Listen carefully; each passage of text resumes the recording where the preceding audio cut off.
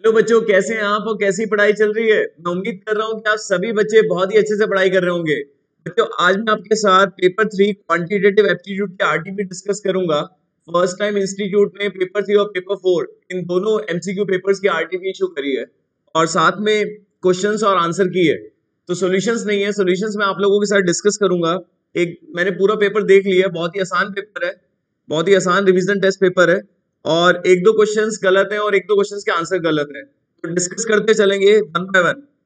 और थोड़ा मैं डिस्क्लेमर दे देता हूं कि आरटीपी उसी बच्चे को समझ में आएगी, मतलब इसके सॉल्यूशन उसी बच्चे को समझ में आएंगे, आइडिया होगा जिसे मैथ्स का सिलेबस पूरा करा हुआ हो। ठीक है, तो मैं यहाँ पर चैप्टर्स नहीं बताऊंगा आप लोगों को, क्वेश्चन के सॉल्यूशंस प्रॉपर तरीके से दूंगा जो कि आप लोगों को आइडिया हो जाएगा। ठीक है, तो बहुत ही आसान पेपर है, तो डिस्कस करते हैं। पहला क्वेश्चन पूछो। ये जो पहला क्वेश्चन है ये रेशियो एंड प्रोपोर्शन टॉपिक का है और मैं बोल सकता हूँ कि स्टडी मटेरियल का डायरेक्ट क्वेश्चन है, एक्सरसाइज 1B का, प्रोपोर्शन टॉपिक का। हमें जो क्वांटिटीज दी हुई है 1/2, 1/3, 1/5 एंड 1/x, ये प्रोपोर्शन में है। तो हमने पढ़ा था कि अगर क्वांटिटीज प्रोपोर्शन में होती है तो इसका मतलब रेशियो सेम होता है, और इसका उल्टा भी ट्रू होता है। अगर रेशियो सेम है it means we can say quantities are in proportion. Since quantities are in proportion, therefore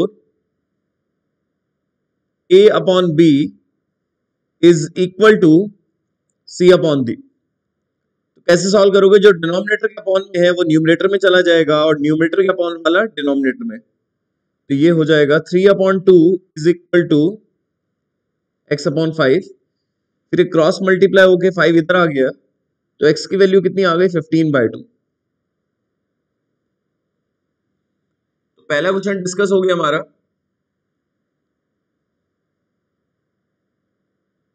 option A is true.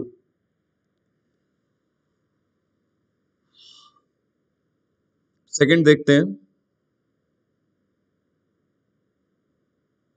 Second का बच्चों आंसर गलत है, क्वेश्चन तो प्रॉपर बिल्कुल ठीक है, मटेरियल का ही क्वेश्चन है हमारे।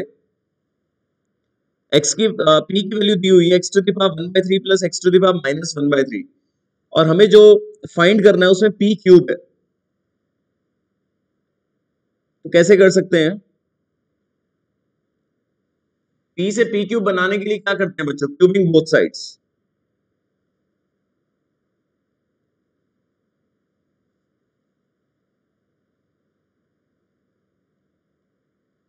अब यहां पर आपको फॉर्मूला पता होना चाहिए बायनोमियल एक्सपेंशन का।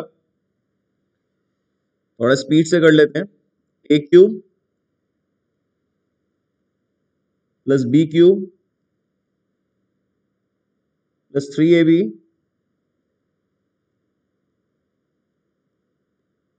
Into a plus b। अब ये क्यूब और क्यूब रूट कैंसिल आउट हो गए, पावर्स ऐड हो गई और ये बच्चों किसके इक्वल आ गया? वापस p। तो p क्यूब और ये x to the power 0 1, p cube minus 3p किसके इक्वल आ गया? x plus 1/x। बट बच्चों मुझे इसकी वैल्यू नहीं चाहिए, 3p क्यूब चाहिए, तो दोनों साइड 3 से मल्टीप्लाई कर दिया, तो आंसर में भी 3 आ गया यहां पर। तो 3 इंटू एक्स प्लस 1/x। तो ऑप्शन देखें तो सी ऑप्शन में थोड़ा एडजस्टमेंट करना पड़ेगा, 3, तब जाके सी ऑप्शन करेक्ट होगा।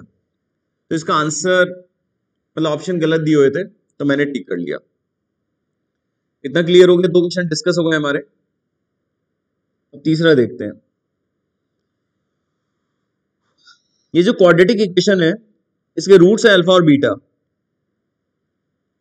और ये अल्फा और बीटा हम निकाल भी सकते हैं, मतलब हमेशा नहीं निकाल सकते, मतलब यहाँ पर मिडिल टर्म स्प्लिटिंग हो पा रही है, मतलब जब रूट्स रेशनल होते हैं तब तो हम ज्यादातर निकाल लेते हैं मिडिल टर्म स्प्लिटिंग करके। तो कैसे निकालेंगे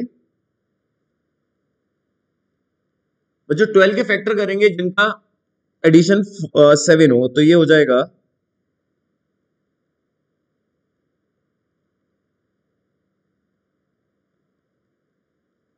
डायरेक्टली कर सकते हैं आप। x की वैल्यू -4 आ गई और -3, तो इस इक्वेशन को सेटिस्फाई करने वाली x की वैल्यूज -4 और -3 आ गई, यही रूट्स हैं किसी को भी अल्फा ले लो तो ऑटोमेटिकली दूसरा हो जाएगा बीटा, तो ये रूट्स आ गए।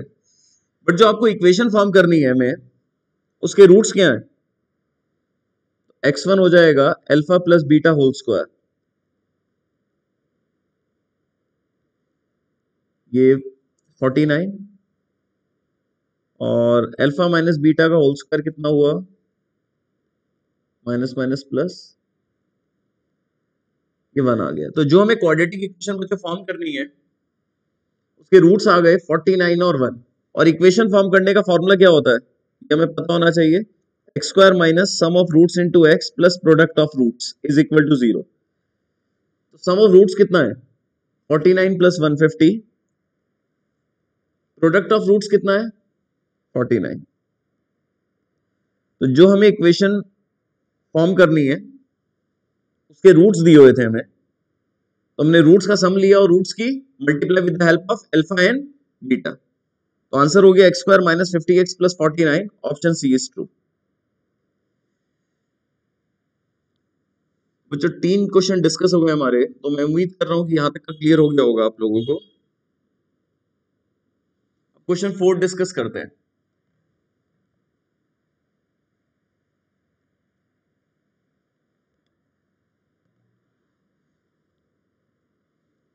द रूल्स एंड रेगुलेशन, ये पहला क्वेश्चन, पहले 2 क्वेश्चन तो चैप्टर 1 के इस आरटीपी में डाले हैं, और जो थर्ड क्वेश्चन है वो चैप्टर 2 क्वाड्रेटिक का डाला है, और फोर्थ क्वेश्चन इनइक्वालिटी का है। The rules and regulations demand that employer should employ not more than 5 experienced hands to one fresh one। एक फ्रेश के साथ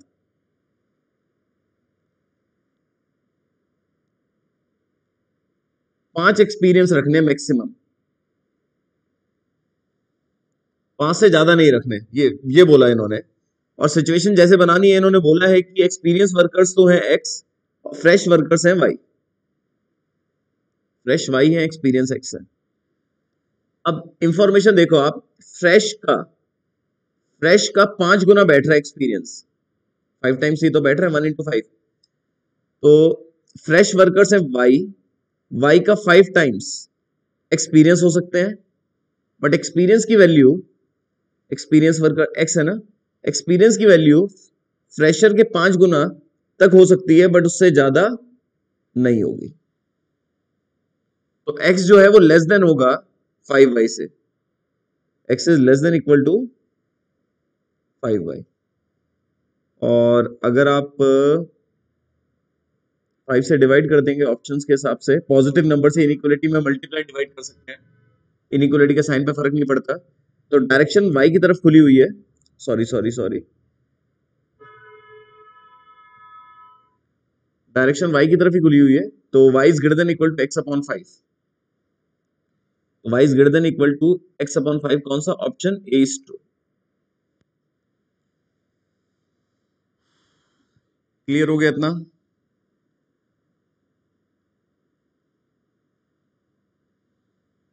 अब नेक्स्ट क्वेश्चन 5th है बच्चों, ये है परमुटेशन एंड कॉम्बिनेशन का। 6 बॉयज और 4 गर्ल्स को अरेंज करना है। तो बच्चों 6 बॉयज और 4 गर्ल्स को नॉर्मली हम कितने तरीके से अरेंज कर सकते हैं? फैक्टोरियल 10। बट इन्होंने क्या बोला है कि हमें वो सारे परमुटेशंस बनाने हैं जिसमें चारों गर्ल्स एक साथ आए।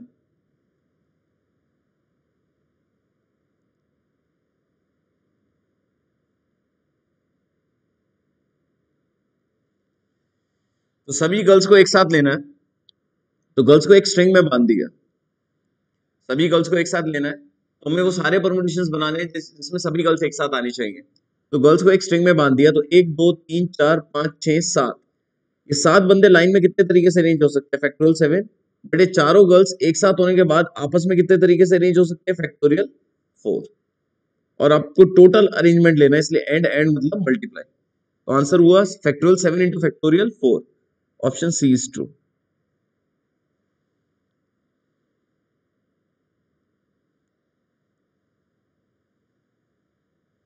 नेक्स्ट है 6th क्वेश्चन।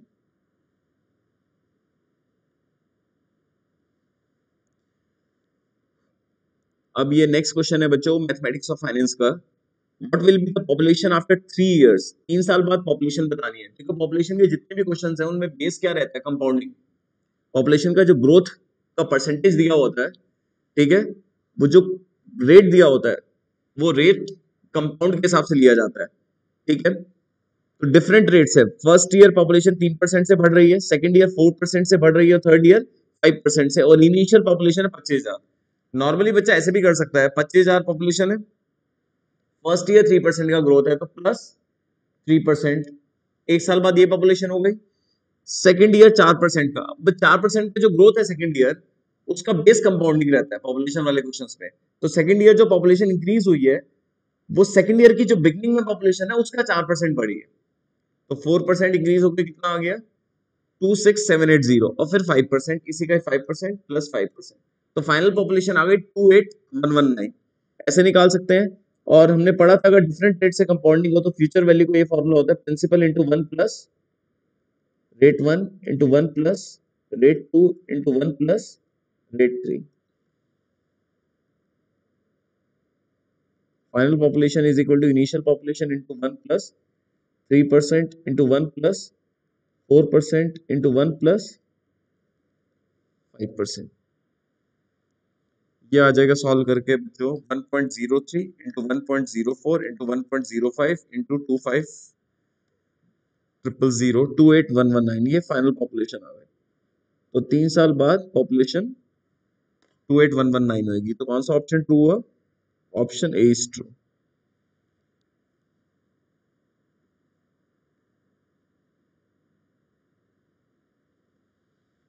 नेक्स्ट क्वेश्चन पढ़िए बच्चों, 7th।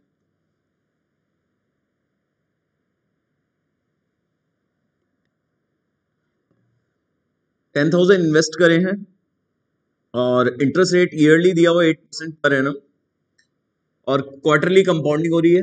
आपके अकाउंट में इंटरेस्ट जो जुड़ रहा है वो हर 3-3 महीने में जुड़ रहा है।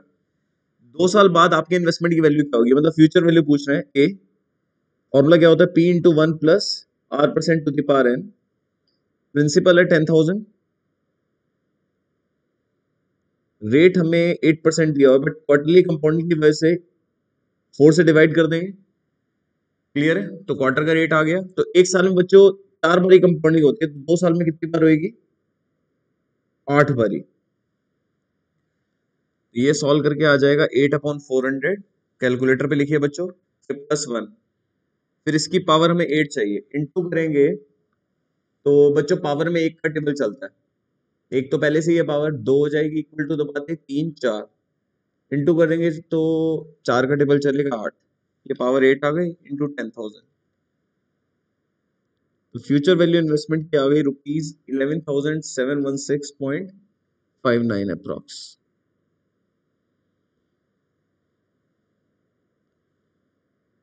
Option A is true. अब तक तो सारे क्वेश्चंस बच्चों आसान है।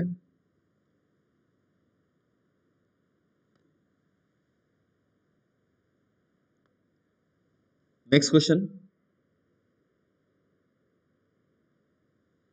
इन how many years will a sum of money become doubles, कितने टाइम में आपका इन्वेस्टमेंट डबल हो जाएगा। तो इनिशियल इन्वेस्टमेंट मैंने पी मान लिया, और फाइनल इन्वेस्टमेंट 2p। तो इनिशियल और फाइनल के बीच क्या रिलेशन होता है, इनिशियल मतलब principal into 1 plus rate % to the power, कितना टाइम, टाइम नहीं पता, टाइम हमने मान लिया n। बच्चों मुझे यहां से n निकालना है, तो दो तरीके होते हैं।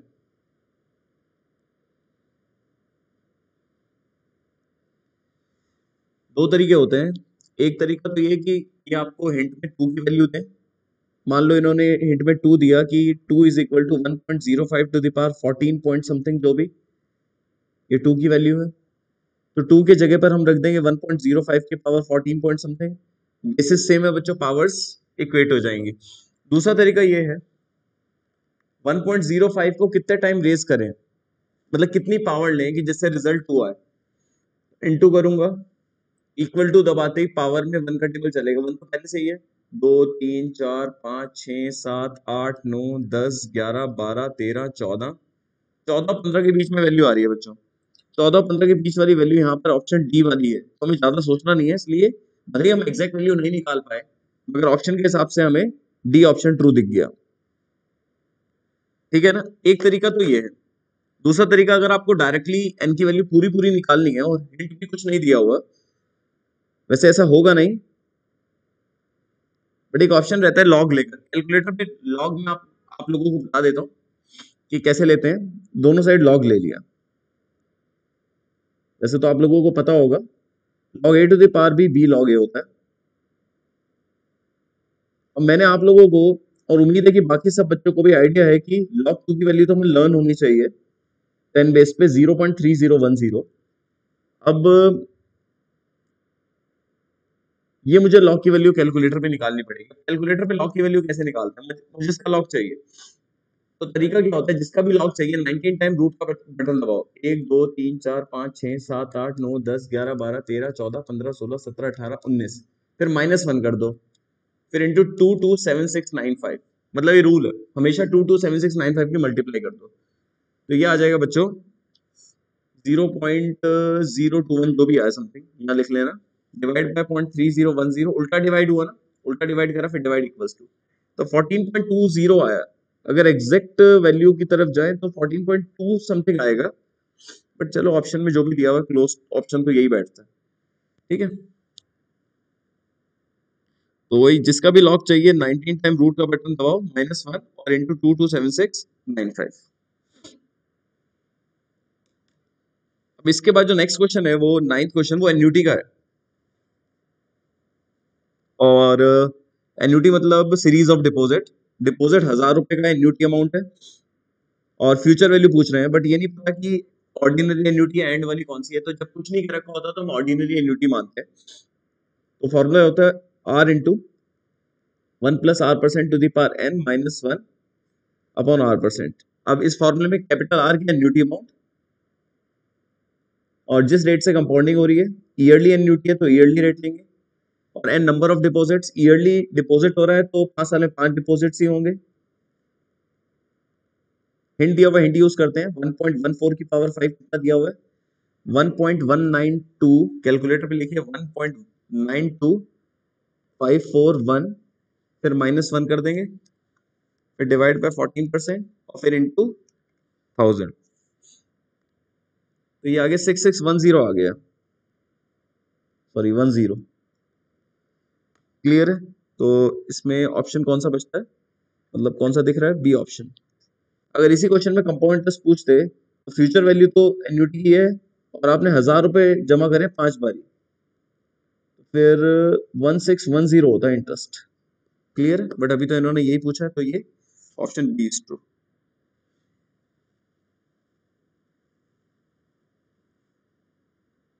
अगला क्वेश्चन बच्चों फंक्शन चैप्टर का है, कॉम्पोजिशन का, जिसमें डिफरेंशिएशन का चेन रूल लगता है। तो जीओएफ पूछ रहे हैं। जीओएफ का मतलब होता है value of g at f x. तो यहाँ पर एफ एक्स रखना पड़ेगा मुझे पहले, एफ एक्स है x+2, तो जी में जहां जहां x है वहां क्या रख दोगे, x+2, तो 7 टू द पावर x+2। अब ऑप्शन कोई मैच नहीं हो रहा है, तो पावर्स ऐड कब होती हैं, जब मल्टीप्लाई में बेसेस हो सेम। अब बेस 7 रखते हुए 7 टू द पावर x और 7 to the power 2, 7 to the power 2 49 हो गया, 49 into 7 to the power x। तो कौन सा ऑप्शन ट्रू हुआ, option C is true.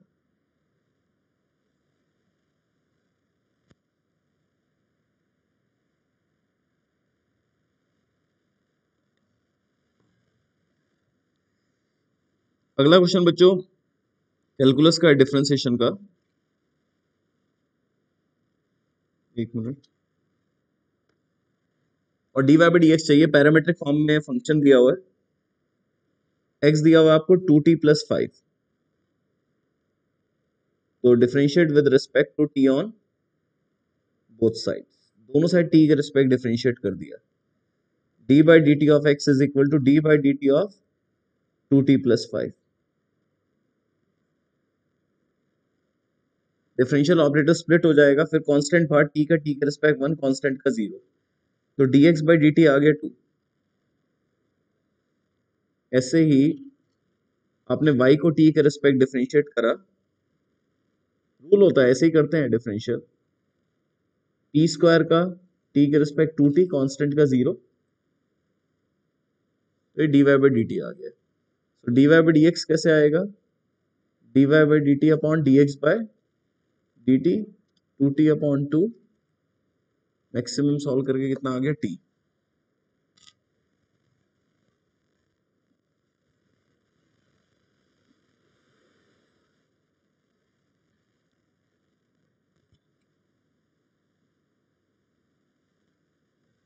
Next question देखते हैं बच्चों, 12th। Z का कोड 52 है। नॉर्मली Z का कोड क्या होता है 26, बट यहाँ 52 बनाया हुआ है, इसका मतलब 26 इंटू 2 करके बना रखा होगा। एक बारी ACT का देखते हैं। ACT का कोड इन्होंने 48 बना रखा है। रीजनिंग का क्वेश्चन है। वैसे A का कोड 1 होता है, ABCD, जैसे आपको पता ही है ABCD इस टाइप से। A का 1 हुआ, B का 2 हुआ, C का 3, इस हिसाब से C का 3 हो गया, और T का DEFGH 4 5 6 7 8, IJKL 9 10 11 12, MNOP 13 14 15 16, QRST 17 18 19 20। तो 20 कोड हुआ, और तीनों को जोड़ के कोड बैठ रहा है 24, बट इन्होंने 48 दिया हुआ, तो यहाँ पर भी 2 से मल्टीप्लाई, जो भी एक्चुअल कोड आ रहा है इसका मतलब उसमें 2 से मल्टीप्लाई हो रही है। तो बैट का कोड क्या होगा, बी का कोड क्या है 2, और ए का 1, और टी का 20। वैसे 23 आ रहा है, तो कितना लेंगे 23 इंटू 2, 46।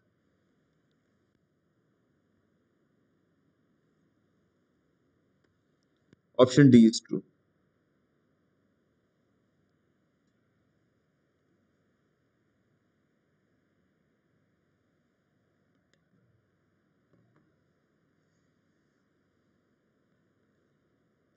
बच्चों रोज का कोड दिया हुआ है यहाँ पर 6821, चेयर का कोड है 73456। इन दोनों में आर सेम आ रहा है वैसे, और दोनों जगह सेम ही कोड है, इसका मतलब इन्हीं को यूज करेंगे। तो प्रीच का कोड पूछ रहे हैं, कैसे करेंगे इनमें इन दोनों में जो अल्फाबेट्स यूज हो रहे हैं, प्रीच में जो यूज हो रहे हैं उसके अकॉर्डिंग देख लो। नहीं, प्रीच का भी कोड दिया हुआ है हमें, सर्च का पूछ रहे हैं, तो ये हो गया 961473, और सर्च का पूछ रहे हैं।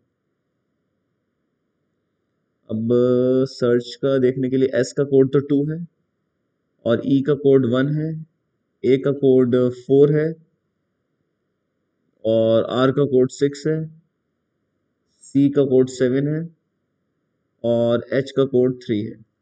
214673, option B is true.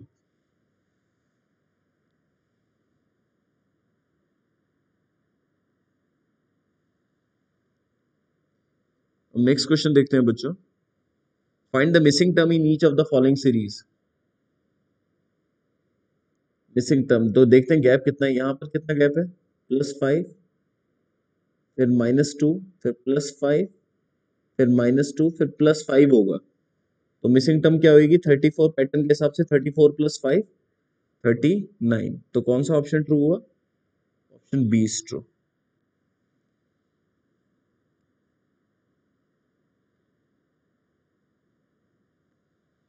Next question बच्चों डायरेक्शन सेंस टेस्ट का है।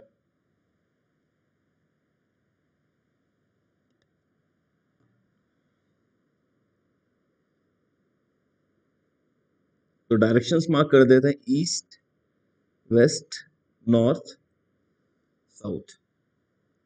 Raju leaves his house, house इसका ओरिजिन में मान लेते हैं, उसने 12 किलोमीटर डिस्टेंस कवर करा टूवर्ड्स नॉर्थ, फिर उसने राइट टर्न लिया और 12 किलोमीटर डिस्टेंस कवर करा, फिर उसने दोबारा राइट टर्न लिया और 12 किलोमीटर डिस्टेंस कवर करा, फिर उसने लेफ्ट टर्न लिया और 5 किलोमीटर डिस्टेंस कवर करा। घर से वो कितनी दूरी पर है, किस डायरेक्शन में है, घर से ईस्ट की तरफ है ये, और कितना डिस्टेंस उसने कवर कर रखा है घर से 12, ये 5, ये तो 17 किलोमीटर दूर है घर से ईस्ट की तरफ। क्लियर हो गया बच्चों?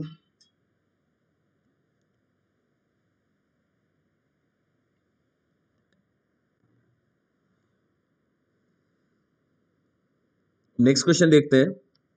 Symmetrical distribution. सिमेट्रिकल डिस्ट्रीब्यूशन बच्चों ऐसे होते हैं जिसमें स्क्यूनेस नहीं होता।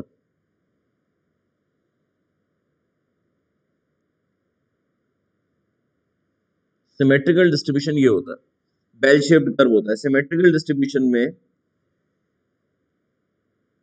मीन, मीडियन और मॉड क्या होते हैं?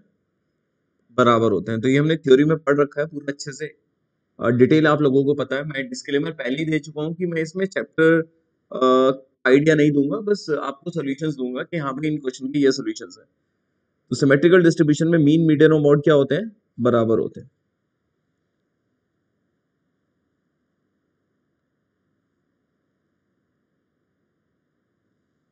नेक्स्ट क्वेश्चन देखते हैं।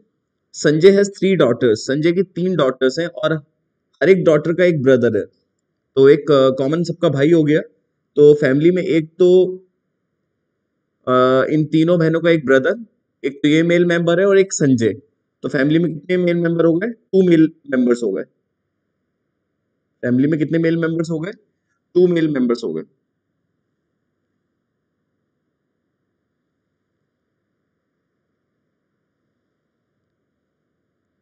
हाँ, मीडियन जो है वो ग्राफिकली फाइंड हो सकता है with the help of less than type ogive और मोर देन टाइप ऑगिव। और किस पॉइंट पे इंटरसेक्ट करता है मीडियन? मतलब ऑगिव्स का ग्राफ, ये मीडियन होता है और ये n/2। तो इंटरसेक्शन पॉइंट क्या हुआ? m comma n/2। तो median of a distribution can be obtained from ogives. तो ये स्टैटिस्टिकल डिस्क्रिप्शन ऑफ डाटा में हम लोगों ने पढ़ रखा है। मीडियन दोनों से ड्रॉ हो जाता है, लेस देन टाइप से भी हो जाता है और मोर देन टाइप ऑगिव से भी हो जाता है। Clear?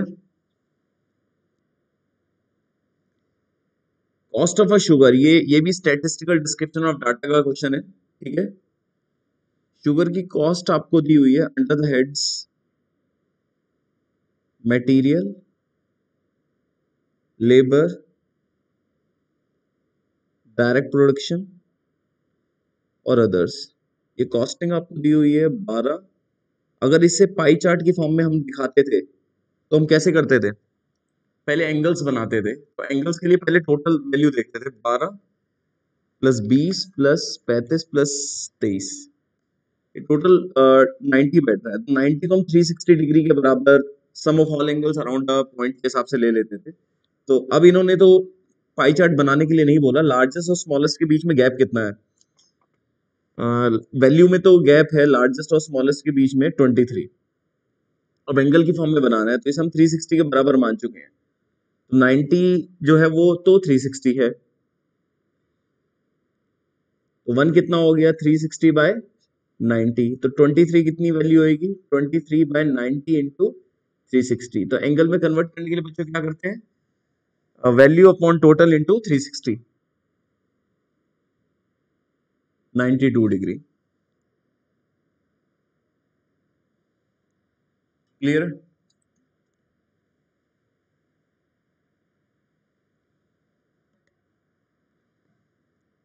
For open and classification, देखो जब क्लासेस ओपन होती हैं, जैसे मैं आपको बताऊं लेस देन 10 और फिर 10 टू 90, 20 टू 29, 30 टू 39 और फिर more than 40, more than equal to 40। ठीक है, तो ये एंड्स ओपन हो जाते हैं। तो ओपन एंड्स में हम क्या नहीं फाइंड कर सकते? एम नहीं फाइंड कर सकते बिकॉज मिड वैल्यू नहीं निकाल पाएंगे। जीएम नहीं फाइंड हो सकता। मॉड भी इसलिए नहीं हो सकता क्योंकि हो सकता है कि इसकी फ्रीक्वेंसी हाईएस्ट हो। तो ओपन एंड मीडियन के बीच में फॉल करेगा, तो इसलिए ओपन एंड क्लासिफिकेशन के लिए मीडियन ही बेस्ट मेजर और सेंट्रल टेंडेंसी है। और मीडियन की एक और प्रॉपर्टी भी, एक्सट्रीम वैल्यू से मीडियन पे फर्क नहीं पड़ता। ये सब हमने डिटेल में पढ़ा हुआ है, अभी तो बस ये बता रहा हूँ इनके जवाब ये हैं। नेक्स्ट 21 क्वार्टेल्स हमें दिए हुए हैं। ये Q1 हुआ, ये Q2 हुआ और ये Q3 हुआ। अब QD का फॉर्मूला होता है बच्चों Q3 माइनस Q1/2। तो ये हो जाएगा 65 माइनस 45/2, 20/2। तो QD कितना आ गया बच्चों? 10।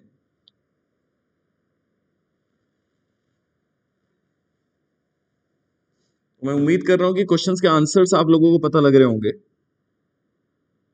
इतना डिटेल में तो समझाया नहीं, मतलब वैसे क्वेश्चन समझाया जा रहा है, बट हाँ कॉन्सेप्ट्स नहीं बताए जा रहे हैं। नेक्स्ट क्वेश्चन में आपसे कोफिशिएंट ऑफ वेरिएशन पूछ रहे हैं, तो कोफिशिएंट ऑफ वेरिएशन का बच्चा फॉर्मूला क्या होता है? SD upon mean into 100, but इस बार वाई का सीवी चाहिए। वाई का मीन क्या होगा? मीन में दोनों से फर्क पड़ता है, शिफ्ट ऑफ ओरिजिन से भी, चेंज ऑफ स्केल से भी। मतलब मीन लीनियर रिलेशनशिप को सेटिस्फाई करता है, तो एक्स की जगह हमने क्या रख दिया? एक्स बार। एक्स का मीन हमें दिया हुआ बच्चों 10, तो वाई का मीन कितना आ गया? 25। और एसडी की property, SD of y is equal to mod of coefficient of x into SD of x. तो एक्स का एसडी कितना है? 5, तो वाई का एसडी 10, तो सीवी कितना हो गया? एसडी अपॉन मीन इनटू 100, 40% आ गया वाई का coefficient of variation.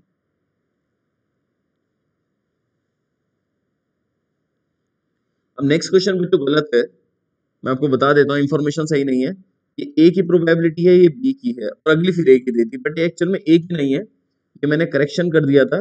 A union B की प्रोबेबिलिटी है 3/4।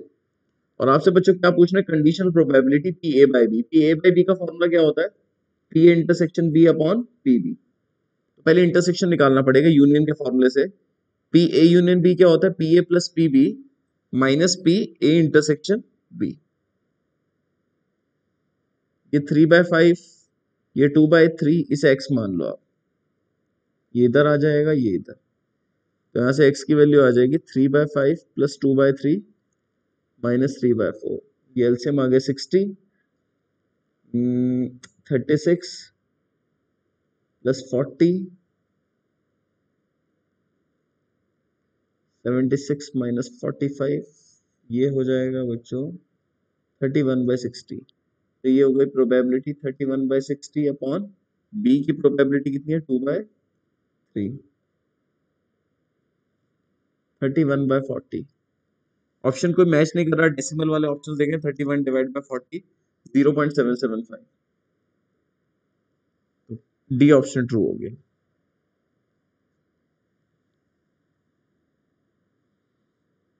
ये प्रोबेबिलिटी का क्वेश्चन था।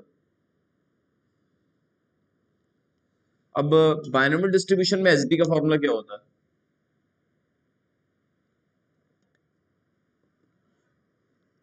एसडी का फॉर्मूला होता है बायनोमियल डिस्ट्रीब्यूशन में √NP/Q, और पी और क्यू सक्सेस ऑफ फेलियर की प्रोबेबिलिटीज हैं, तो P प्लस Q 1 होता है, तो Q की वैल्यू 1 माइनस P। कौन सा ऑप्शन हो गया? D option.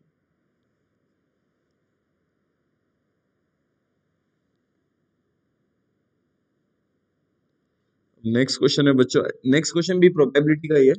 एक्स और y stand in a line with 6 other people. 6 और लोगों के साथ एक्स और वाई लाइन में बैठे हैं, तो 6 पीपल तो हो गए, S1, S2, S3, S4, S5, S6, और 2 पर्सन ये हो गए, तो 8 बंदे लाइन में कितने तरीके से अरेंज हो सकते हैं? तो टोटल नंबर ऑफ परमुटेशंस या टोटल नंबर ऑफ केसेस कितने हो गया? फैक्टोरियल 8। अब क्या चांसेस हैं, क्योंकि अगर हम रैंडम अरेंजमेंट बनाते हैं तो क्या चांसेस हैं कि एक्स और वाई के बीच में 3 पर्सन आए?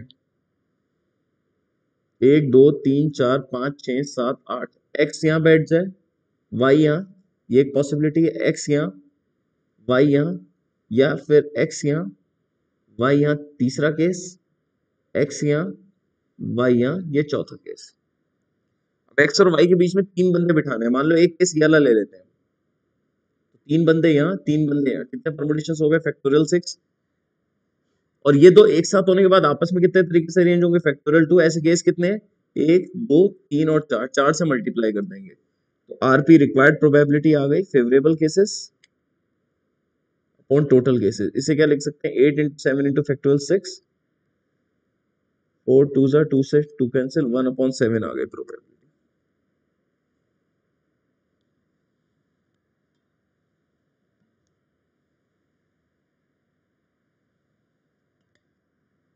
Next question, the deviations are minimum. ढंग से क्वेश्चन नहीं दिया हुआ। Sum of absolute deviations is minimum. Absolute deviation का सम मिनिमम तभी होता है जब हम किससे डेविएशन लेते हैं? मीडियन से। तो ये ठीक कर लेना, कौन सा ऑप्शन ट्रू है? B. Sum of absolute deviation is minimum when we take deviation from median. और ग्राफिकली मॉड फाइंड हो सकता है with the help of histogram, तो ये भी प्रॉपर थ्योरी क्वेश्चन है। कुछ ऐसे फाइंड होता है, मैं आपको बता देता हूँ। मान लो यही मॉडल ग्रुप हुआ, तो कैसे फाइंड करेंगे? इसे और इसे ज्वाइन करेंगे, इसे और इसे, जहां ये इंटरसेक्ट करेंगे वहां से एक्स एक्सिस पे परपेंडिकुलर ड्रॉ कर देंगे, तो ये बच्चों मॉड हो जाएगा। तो कॉन्टिन्यूस सीरीज में मॉड ग्राफिकली फाइंड होता है with the help of histogram.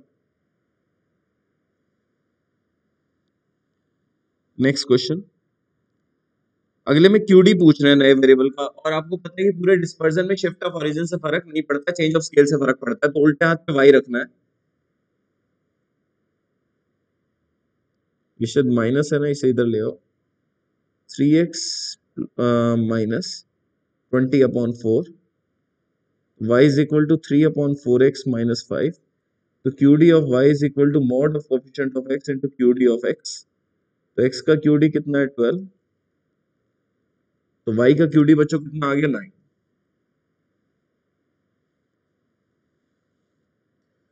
और अगला आता है कोफिशिएंट ऑफ डिटर्मिनेशन, पूछा हुआ है आपसे, r दिया हुआ 0.9 माइनस के, कोफिशिएंट ऑफ डिटर्मिनेशन का फॉर्मूला होता है r स्क्वायर माइनस 0.9 का होल स्क्वायर, कितना हो गया 0.81। डिटर्मिनेशन का फॉर्मूला होता है आर स्क्वायर, और नॉन डिटर्मिनेशन का बच्चा फॉर्मूला होता है 1 माइनस आर स्क्वायर। इसका मीनिंग ये होता है, मान लो मैं डिटर्मिनेशन का मतलब बता देता हूँ। मान लो y में टोटल चेंजेस हुआ, ठीक है ना, तो due to change in x 81% है, बाकी अदर फैक्टर्स की वजह से 19% है, वो नॉन डिटर्मिनेशन में आ जाता है। क्लियर है? तो y में जो टोटल चेंजेस हुए हैं उसमें due to change in x तो 81% है, बाकी अदर फैक्टर्स हो गए।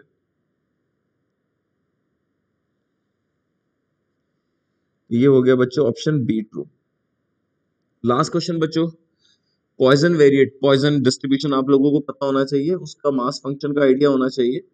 क्या दिया हुआ है? Probability of 2 success is equal to 3 times of probability of 4 success. 2 success की प्रोबेबिलिटी निकालने का फॉर्मूला क्या होता है? e to the power minus lambda lambda to the power 2 upon factorial 2। 4 success e to the power minus lambda lambda to the power 4 upon factorial 4। ठीक है, ये cancel हो गया, और लैम्डा एनपी होता है नॉन जीरो, तो ये भी कैंसिल हो गया, लैम्डा स्क्वायर आ जाएगा 2 12 जा 24 3 4 जा, तो बच्चों यहाँ से लैम्डा स्क्वायर 4 हो गया, इम्प्लाइज लैम्डा की वैल्यू प्लस माइनस 2, और लैम्डा एनपी होता है तो एनपी तो पॉजिटिव ही होगा ना, क्योंकि पी प्रोबेबिलिटी ऑफ सक्सेस है एंड नंबर ऑफ ट्रायल्स, तो यहाँ पर लैम्डा की वैल्यू 2 आ गई।